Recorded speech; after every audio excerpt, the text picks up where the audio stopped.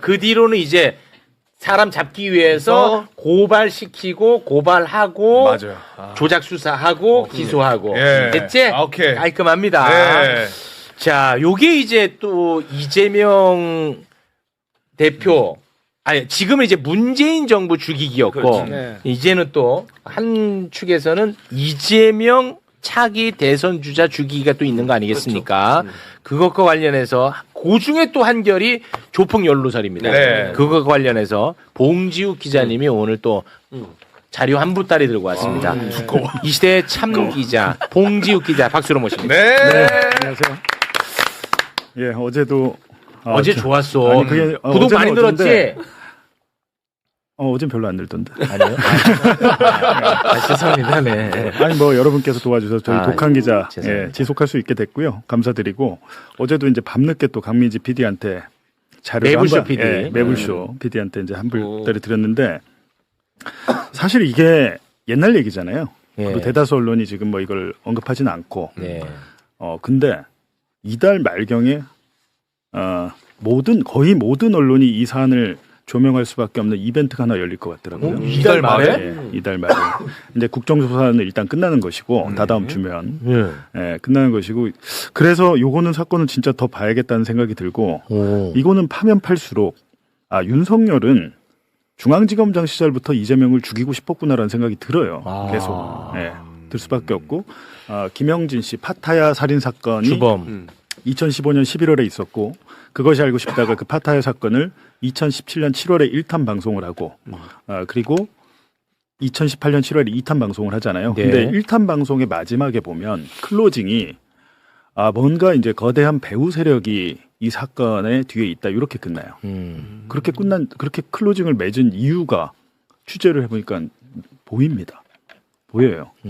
왜냐하면 지금 또 편지를 좀 봐야겠지만 김영진 씨한테 이제 최근 편지가 계속 오는데 저는 거듭 말씀드리지만 김영진이 교도소에서 보낸 편지를 믿지 않습니다. 네. 하지만 그 김영진의 편지 내용을 뒷받침하는 물증이 있다면 이거는 조사를 한번 해봐야 된다는 생각을 핵심이죠. 하고 있는데 네. 역시나 마찬가지로 많은 옛날 뭐 법정 증언이랄지 경찰 진술 조서랄지 여기서 김영진의 주장이 다 뒷받침이 돼요. 그렇죠. 근데 이 사건이 이달 말부터는 공식적으로 사회적인 의자가 될 수 있겠다. 왜?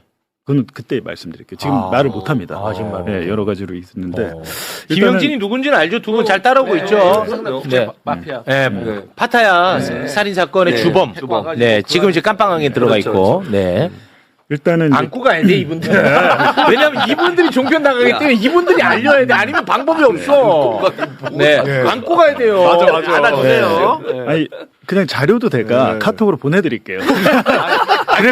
그래픽 매불쇼에서 만든 거 갖고 가서 거기서 쓰세요 그냥. 근데 설명이 같이 들어가야 돼. 설명 들어가야 돼. 왜냐면 따로 공부하는 스타일들은 아니야. 네, 일단은 이제 지금 순천교도소에 수감 중인 김영진 씨가 두 번째 편지를 보내와서 제가 어제 받았어요. 받았는데 자료 7번.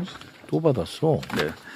7번에 이제 한번 곽수환 씨가 한번 읽어봐 주시죠. 봉지욱 기자님, 앞서 보낸 편지에서 박철민의 허위 뇌물 폭로 전 이재명 전 성남시장을 협박하여 돈을 뺏으려 했고 실행되지 않은 채 정치검사가 이재명 전 성남시장을 저격하려는 과정에서 있었던 당시 서울중앙지검 강력부 김땡땡 검사가 전 조직원 박철민과 장땡땡, 임땡땡을 2017년부터 수사했던 점, 특히 구속 중이던 자들을 검사실로 불러 조작을 모의하고 그 대가로 음식을 시켜 먹거나 자유롭게 전화 사용을 하도록 특혜를 계속 제공한 점, 박철민과 장땡땡의 가장 가까운 친구이자 같은 조직원이었던 임땡땡이 저에게 보내온 2023년 9월 17일자 편지를 첨부합니다. 네. 이게 지금 2017년이잖아요. 2017년 이 당시 중앙지검장 윤석열, 3차장 한동훈입니다. 한동훈인데 지금 김모 검사, 중앙지검 강력부 김모 검사가 이때부터 성남국제마피아파 박철민, 장땡땡, 임땡땡을 수사를 했고 코마트레이드 그 이준석 대표 있잖아요. 네. 이때 이 김땡땡 검사한테 수사를 받습니다. 이때부터 설계가 된 것 같아요. 이때부터. 왜냐하면 이때 당시 수사를 받았던 지금 임땡땡의 편지를 첨부합니다 돼 있잖아요. 네. 임땡땡의 편지는 제가 지금 오늘 갖고 오진 않았는데 수사를 직접 받았잖아요 본인이. 김 검사한테 강력부 검사한테 이때부터 이재명 관련 뇌물 사건을 기획을 한 것 같습니다. 근데 이게 중요한 것은 4년 뒤에 박철민 전직 조폭 박철민이 20억 돈다발 그 사진을 올리면서 2021년 대선판에서 조폭 연루소를 재점화시켰잖아요. 그렇습니다. 그 내용의 설계가 이때 중앙지검 강력부에서 지금 이루어진 것 같거든요. 와, 이거 대박 사건이네. 그러니까 박철민이 우리는 처음에 창작했다고 생각했죠. 그렇지. 그리고 그 알을 보고 뭐 이렇게 했을 것이다. 네. 범행 동기가 그렇게 나와 있는데 그게 아니고 2017년부터 이재명을 잡기 위해서 국제 마피아파와 엮어서 잡으려고 설계가 들어갔다는 점. 그리고 여기서 말하는 장땡땡도 지금 국제 마피아파인데 박철민의 조폭 동기예요. 그리고 박철민이 2021년 폭로를 할 때 김영진 외에 장땡땡이 내 동기 장땡땡이 돈 배달을 했다라고 주장을 합니다. 장땡땡이. 2021년 폭로의 내용이 2017년 중앙지검 강력부에서 이루어졌던 수사 내용이에요. 네. 뭐 아무 느낌이 없습니까?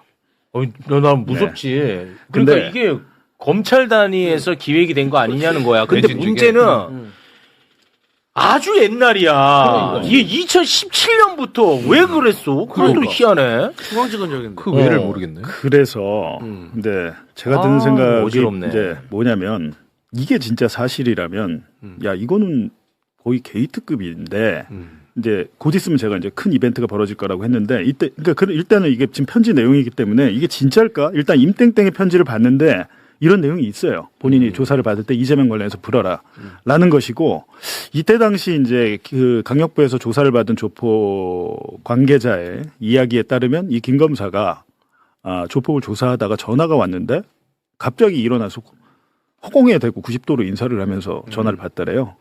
한동훈 3차장. 네, 한동훈 3차장에게 전화가 오니까 그 자리에서 일어나서 허공에 대고 90도로 인사를 하면서 받더라. 라는 게 있었고 이게 이제 일개 평검사가 할 수 있는 일이 아니다라는 거죠. 그러니까 뭔가 위에서 뭔가 내려온 게 끊임없이 아니겠느냐. 보고가 되고 있었고 그랬기 때문에 전화가 왔다는 것이고 이제 이게 이제 편지죠. 네. 그럼 이 편지 내용이 또 사실일까 궁금하잖아요. 10번 자료 한번 보여주세요. 10번 자료 이거는 김영진의 최후 진술서. 이거 우리 마지막에 그 선고 받기 전에 재판에서 최후 진술하라고 시간을 주잖아요. 이 최후 진술서를 본인이 재판부에 제출한 겁니다. 당시에 2020년도 12월 2일. 2020년도에 지금 6년 전 그 최후 진술서예요. 그러니까 2020년에 쓴 글이야 네, 이거? 2020년도에. 네. 그러면 여기서 10번 말고 12번 자료를 띄워주시고 여기에 형광펜 쳐진 부분만 좀 읽어주시죠. 예. 자, 같은 조직 출신 선배 사업가 이준석 대표와 함께 도박 관련 일을 했고 이재명 지사님이 피의 사건을 무마하려고 수사 외압이 있었다는 내용으로 방송하였습니다. 그리고 밑에 선배 이준석 대표와 도박 관련 일을 했다면 저를 조사하고 이준석 대표를 조사하며 조금이라도 확인이 되어야 하는데 어떤 것도 확인이 되지 않았고 이재명 지사님 역시 어떤 것도 확인되지 않고 저는 그분을 알지도 못하고 저하고는 어떤 관련도 없습니다. 선배와 이재명 지사님도 황당하고 억울할 것입니다. 여기 2020년이라는 거지. 20년에 재판부에 낸 그 최후 진술서인데 재판부에는 이거를 작성해서 그러니까 작성한 날짜와 이날 본인이 그 피고인 본인도 증언 때 서거든요. 네. 선고받기 전에. 네. 2020년 12월 1일에 김영진 본인 사건에서 본인이 증언대에 올라갔어요. 그래갖고 그 증언 녹취서가 있습니다. 4번. 이거는 법원에서 작성한 서류예요. 네. 녹취서 이렇게 돼가지고 12월 2일 확인되죠. 오전 10시. 네. 그러네. 이날 재판이 이루어졌고 피고인 김영진에 대한 피고인 신문 녹취서. 네. 이거 본인 사건, 살인 사건 그 네. 사건이에요. 거기서 6번 자료. 6번 자료. 제가 한번 위에 읽어볼게요. 네. 이 검사가 묻는 겁니다. 김영진에게 묻는 겁니다. 사건 당일 무렵 2015년 1월 19일 경에는 피해자를 폭행한 적도 없고 피해자를 폭행할 이유도 없었는데 방송에서 윤명균의 말만 믿고 피고인이 피해자를 때려 죽였다고 방송된 부분이 억울하다는 것이지요.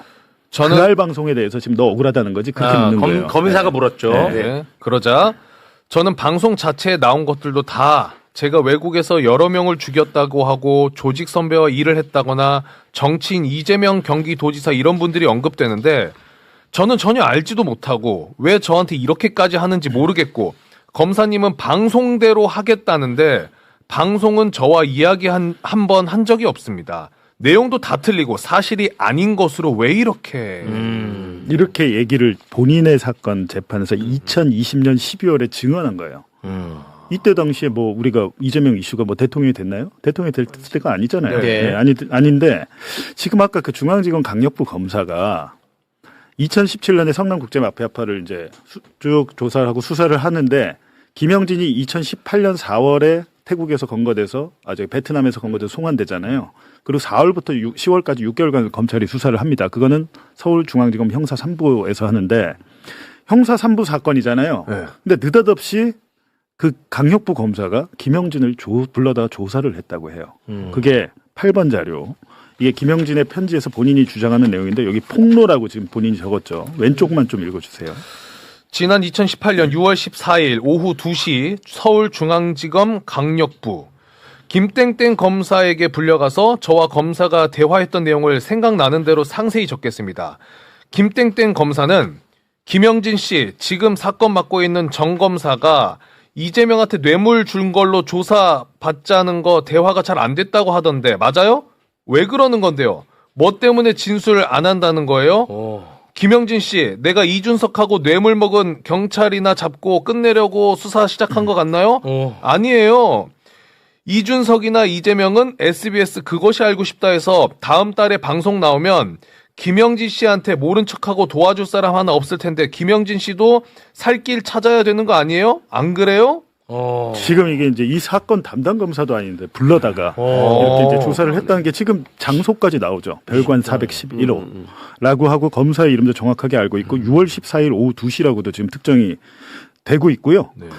이렇게 했는데 이제 검찰 단계에서 이렇게 해서 우리가 끝난 줄 알았더니 2021년에 대선 단계에서 박철민이 중앙지검에서 조사했던 내용 거의 비슷하게 폭로를 하고 이게 허위로 끝나는 줄 알았는데 계속해서 이재명을 잡기 위한 시도는 검찰과 경찰에서 윤석열 정권에서도 이루어졌던 것 같습니다. 왜냐하면 경찰이 김영진을 불러다가 수사를 해요. 경찰이 불러다가 하는데 왜 했냐면 박철민이 이재명을 수개로 해가지고 김영진을 묶어서 고발합니다. 박철민이 2011년 12월에 2021년 12월에 본인의 허위 폭로가 이제 드러났잖아요. 그럼에도 불구하고 이걸 어떻게든 말아보려고 이재명을 수개로 해서 김영진 등 7명을 경찰에 고발을 해요. 대선 정확히는 직전에? 수원지검에 고발했고 수원지검은 이 사건을 경기남부경찰청으로 보냈습니다. 수사를 하라고. 그러니까 지금 계속 구속 상태였던 김영진은 이재명 때문에 계속 불려다니는 거예요. 자, 그러면 김영진은 진짜 미치고 환장하겠다. 1번 자료 보시면 여기 지금 진술 조서 김영진이 남부경찰서에서 이거는 지금 구치소에 경찰이 와가지고 조사한 겁니다. 그리고 날짜를 보시면 2022년 5월 2일입니다. 윤석열 취임 9일 전. 9일 전이죠. 이때 보면 피의자가 누가 돼 있습니까? 위에 사람은 피혐의자 이재명의 7명이에요. 이재명의 7명. 지금 여기 이제 그 이재명이라는 그 글자를 쓴 거는 김영진이 쓴 겁니다. 자기의 진술 조서는 내 사건이 아니면 내가 기록을 못 받잖아요. 김영진이가 정보공개 청구를 해가지고 저걸 경찰로부터 받은 거예요. 받았는데 인적 정보를 다 지우고 주니까 본인이 본인 자필로 쓴 겁니다. 누군지 쓴 건데 2번 자료.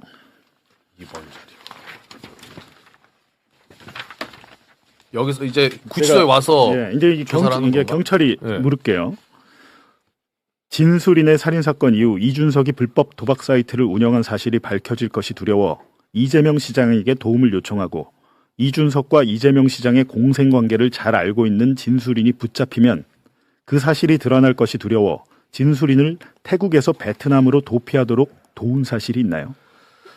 방금 말씀드렸다시피 말도 안 되는 소리고요. 그때 당시 준석 형님과 연락을 한 적도 없고 본 적도 없고 제가 준석 형님 일을 보던 동생도 아닌데 굳이 준석 형님이 저를 도와줄 이유가 있을까요? 그리고 제가 준석 형님한테 도와달라고 연락도 못하죠.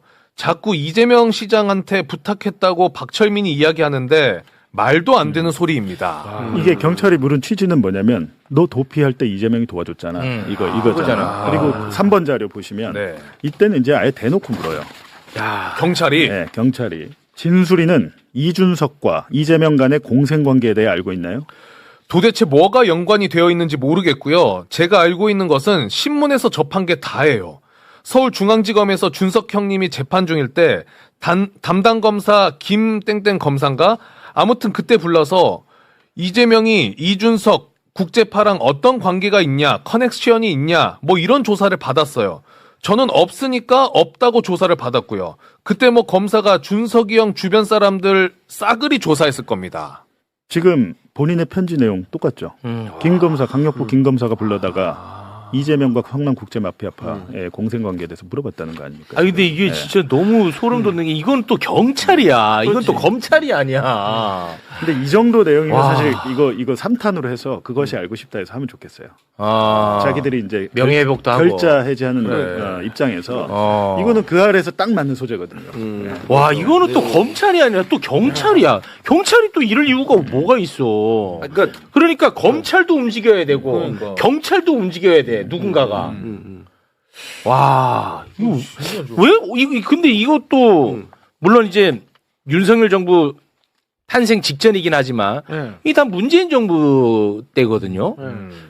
그거 나 어지러워 그래서. 아, 저도 제일 어지러운 거는 아니 윤석열이 이제 대통령 되기도 전에 이 일인데 중앙지검장 시절인데. 시간에서 잡배들하고 같이 이렇게 엮어가지고 아니 중앙지검장이면 얘는 어찌됐든 검찰총장을 꿈꿨을 텐데 그때 검찰총장을 꿈꾸려면 어찌됐든 뭐 인정받을 내가 잘해서 인정받아야 되는데 왜 이런 짓을 하고 달았을까? 그 누구에게 뭐 옷 사주를 받았나 윤석열이? 아니, 그러니까 2017년이면 2017년에 사실은 이재명 당시 시장이 대선 후보로 나왔었어요. 경쟁을 했잖아요. 예, 그래 졌잖아. 그렇지, 졌지. 근데 그때부터 이재명 시장이 조명을 받기 시작했고 사실은 대선 후보급으로 계속 거론이 된 상태였잖아요. 네. 그러니까 모르겠어요. 윤석열 입장에서는 뭐 그것도 그때부터 꿈을 꿨는지 모르겠지만 기본적으로 이재명이라는 사람을 좀 제거해야 했다고 생각을 하지 않았나는 생각도 에이 무슨 중앙지검장이 아니, 그거 아니야. 차기 대선 주자를 지가 왜 죽여? 아니, 예를 들면 그런 과정에서 뭔가 있었을 가능성이 있다는 거지. 우리가 알 수는 없지만.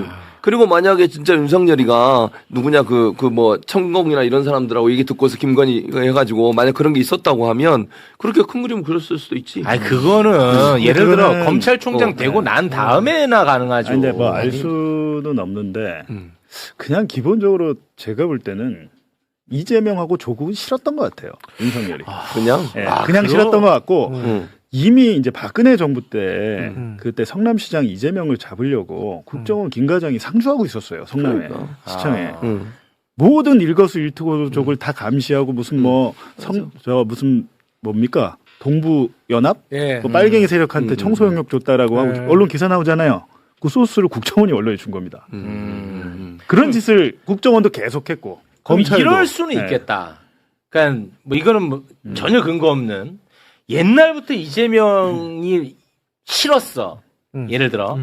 근데 이제 본인이 중앙지검장 됐어. 근데 쓱 보니까 지난 대선에 자기가 봤을 때 문재인 후보하고 둘이 아주 각을 많이 세웠어. 세게 싸웠지. 붙었어. 그렇지. 내가 요거 혼내주고 그렇지. 그럴 위에서 나 수도 예뻐하지 않을까? 그럴 가능성은 뭐 있지. 그럴 수도 있지 않을까? 근데 알 수는 없으나 지금 여러 가지 증거들, 주장들로 종합해 보면 그리고 아까 얘기했지만 다른 조직원 임모 씨의 편지 있잖아요. 그게 네. 있어요.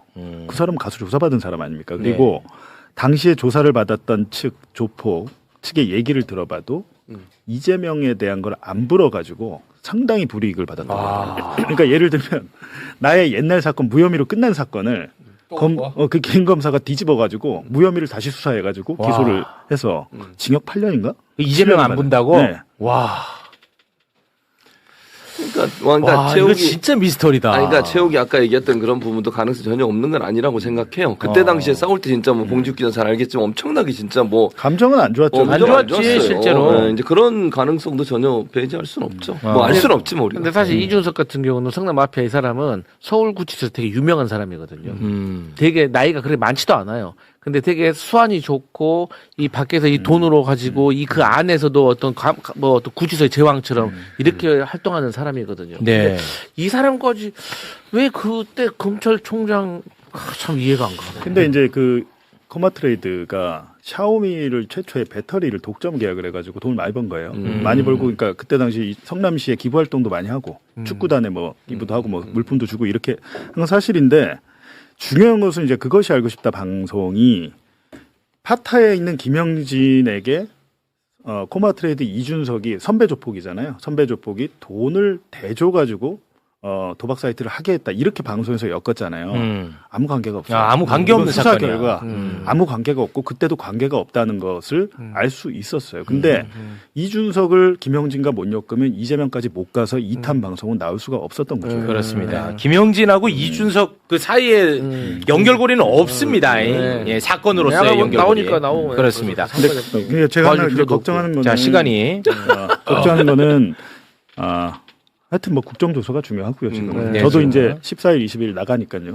국정조사 중요하고 그 이후에는 이 사건의 전모가 밝혀지면 검사에게 보안 수사권 주자는 얘기 못 할 겁니다. 지금 근데 대한민국 언론이 보안 수사권 이제 좀 있으면 그게 논의가 될 거 아니겠습니까? 네.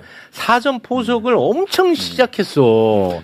관련해서 보안 수사권 이 사건 하나 딱 올려놓고 이래도 보안 수사권 안 줄 거냐 이런 식의 기사 요새 막 넘쳐납니다. 많고요. 몇 개 봤어요. 아마 경찰 비리 관련해서도 몇 개가 또 나올 텐데. 네, 맞아요. 경찰도 뭐 준비하는 게 있겠죠. 서로 간에. 알겠습니다. 자, 일단 봉지욱 기자님과는 여기서 인사를 나누겠습니다. 봉지욱 기자님 대단히 고맙습니다. 네, 고맙습니다. 감사합니다. 자, 이 상황 속에서 뉴스 첫 번째로 살펴볼 것은 윤석열 정부 당시에 검찰 당시 이재명 대통령, 그러니까 당시에는 이제 이재명 대표, 뭐 관련해서 뭐 소위 말하는 그 수사의 기법이라고 말하는 것들이 다들 불법적인 정황들이 있는 것처럼 느껴질 정도로 이 압박 수사 관련해서 정황들이 계속 나오고 있는데요. 대장동 사건 수사하는 과정에서 이 남욱 변호사를 검찰청 지하에 있는 구치감이라는 곳에 2박 3일 동안 여기에 이제 자게 했다라는 표현이 있는데 이건 가둬놓은 거죠, 말하자면. 예, 그 상태로 수사가 진행됐다라는 부분인데 이 법무부 문건이 나왔어요. MBC에서 입수한 문건은 서울구치소의 근무 일지입니다. 그러면 이 피해자가 있으면 출정해서 조사받고 다시 구치소로 가야 되는데 구치소로 간 기록이 없고 자정까지 조사한 이후에 검찰청 지하에 있는 구치감에 대기시켰다. 여기가 한 2평 정도 되는 공간이라고 하는데 어떤 공간입니까? 원래는 그 공범끼리 조사하다가 시간이 뜨거나 아니면 그 구치소로 한 검찰이 왔다 갔다 하는 차량 문제로 잠깐 대기해야 될 때 대기하는 장소입니다. 예. 그렇기 때문에 사실 저기에서 잤다는 거는 저는 상상을 못했고 원래는 정말 그 구치소에서 오는 버스 기다리는 곳이라고 생각을 하시면 될 것 같습니다. 그래서 지하에 보통 있고 거의 유치장처럼 돼 있는데 유치장처럼 넓지도 않고 예. 뭐 자거나 이러기 위한 아마 시설이 구비되어 있지도 않을 것 같습니다. 일단 뭐 창문이 없다 그래요? 그러니까 이제 중앙지검은 창문이 없다고 말을 하더라고요. 그러니까 더 중요한 거는 여기는 생활 공간이 아닌 거예요. 예, 수용 예. 시설이 아닌 거예요. 예. 그러니까 우리가 구치소라든지 이제 뭐 교도소 같은 경우는 어쨌든 거기서 먹고 자고 생활을 하는 공간으로 이제 지어진 거잖아요. 근데 여기는 먹고 자고 할 수가 없어요. 먹을 수는 있겠죠. 그리고 더 중요한 거는 제가 이제 교정시설 담당자한테 물어보니까 어떻게 생각하면 되냐면 우리 주차장 가잖아요. 예. 그럼 주차장 한 칸, 차량 한 칸. 예, 예. 예. 이 한 칸보다 조금 좁다. 아. 그렇게 생각하시면 될 것 같습니다. 침대가 없겠네요. 침대는 당연히 없죠. 침대는 없죠. 교정시설에는 침대가 이제 그 교호에서 하는데 거기 말고는 없을 겁니다. 침대는 원래 교정시설에는 없고요. 네. 그리고 보통 유치장 같은 경우에는 맨바닥이긴 한데 담요랑 그 군에서 쓰는 그렇죠, 것처럼 그렇죠. 그런 거 예, 정도가 예. 있는데 예. 아마 구치감은 원래 자는 곳이 아니에요. 잠깐 대기하는 곳이고 약간의 그 벤치 형태가 뭐가 있긴 하다고 해요. 앉을 수 있는. 그런데 느낌이 뭐 유치장 드라마에 나오는 친구류는 그런 없는 거죠. 느낌이에요. 예. 영화 1987에 나오는 아, 그런 거죠. 남영동에 임시수용소 취조하는 것 그러니까요. 같은 이런 느낌이네요. 네, 맞습니다. 갓전에 묵진 않았나요? 뭐 그런 내용은 없는데. 그리고 실질적으로 여기가 이제 잠을 자는 곳이 아니기 때문에 여기에 이제 그 수용자가 있으면 교도관이 지키고 있어야 되잖아요. 근데 밤에까지 누가 지키고 있냐라는 것이 전직 검사들의 의문인 거예요. 맞습니다. 왜냐하면 유치장 같은 경우에는 안 가보셨겠지만 이렇게 원형으로 보통 경찰서 지하에 돼 있고 네, 가운데 관제 시스템 같은 네, 데에서 이렇게 지켜보는 그렇죠. 게 다 돼 있는데 구치감은 원래 잠깐 대기하는 것이고 그 구치소 직원분들 그 교도관들이 잠깐 앉아 있다가 차 오면 같이 타고 나가기 때문에 아마 감시할 수 있는 그런 것도 제대로 없었을 거예요. 지금 저 자료 좀 보여주시죠. 2022년 9월 16일 법무부 문건인데요.